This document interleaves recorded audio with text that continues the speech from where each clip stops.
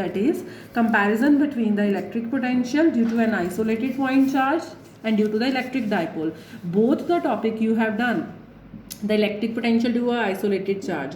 When you see the formula, you see that due to a single charge, the potential is inversely proportional to the distance. The potential is directly proportional to the charge. But when you see the electric dipole, the last topic which we have done, where the electric potential is inversely proportional to the square of distance and the electric potential is directly proportional to the dipole moment. These are the differences. Third is the electric potential due to a single charge has the same value at the point equidistance from the isolated charge. But we have seen in case of electric potential, when you take the electric dipole, in that case the electric potential is different on the axial line as well as on the equatorial line. It have different magnitude. So do these three differences. Next topic is relation between electric field intensity and potential, or you can say E is equals to minus dV upon dr. This is known as potential gradient. We prove that the electric field is equals to the negative of the potential gradient. Now how we prove it? See it. Consider the plus Q charge is placed at point O.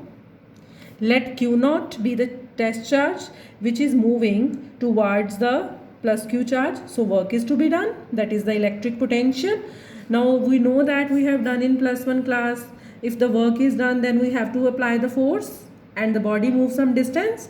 So first of all we find the small work done to moving a charge from point A to towards the O point.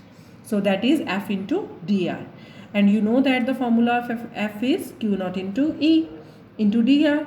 So here there is a force of repulsion between the two charges and we move the body opposite to the direction of force. So the angle is 180 degree and cos 180 is -1.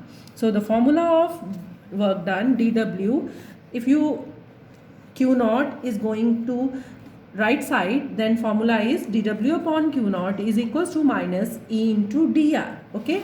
Now we know that according to potential difference, the potential difference is a ratio of amount of work done to moving a charge from one point to another point. So we displace dW upon Q naught by dV.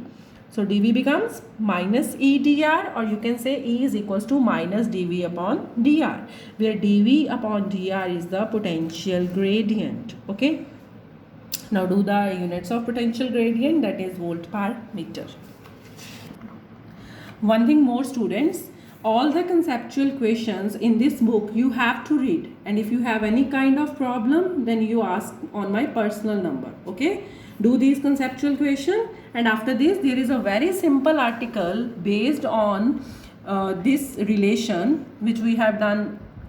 E is equals to minus dV upon dr, that is electric potential due to a uniformly charged thin spherical shell. Now we find the electric field by using this relation, E equals to minus dV upon dr. See the diagram, you have already done this kind of article. You have a shell, let Q charge is distributed on the shell, let you want to find the electric potential at point P. Okay, first of all, because of this charge, P is the point outside the shell. So what is the electric field? 1 by 4 pi epsilon naught Q upon R square. And we have done recently E is equals to minus dV upon dr. So dV is equals to minus E into dr. Put the value of E, 1 by 4 pi epsilon naught Q upon R square. Okay, now this is a value of potential, small value. And if you want to find out complete value, integrate it.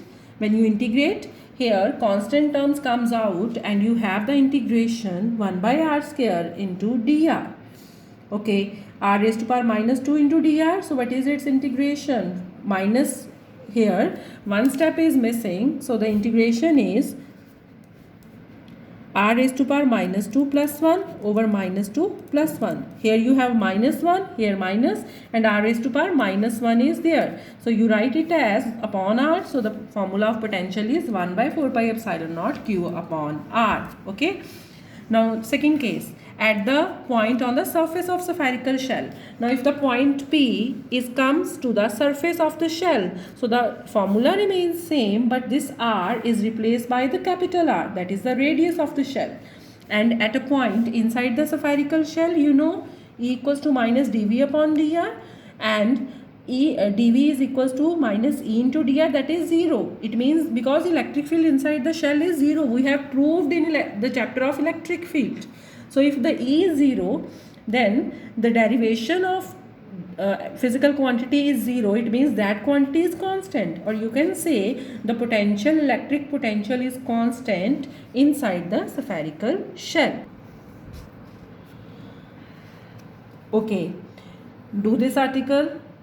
This is your homework. Revise all these topics carefully and in a good way. Okay, thank you.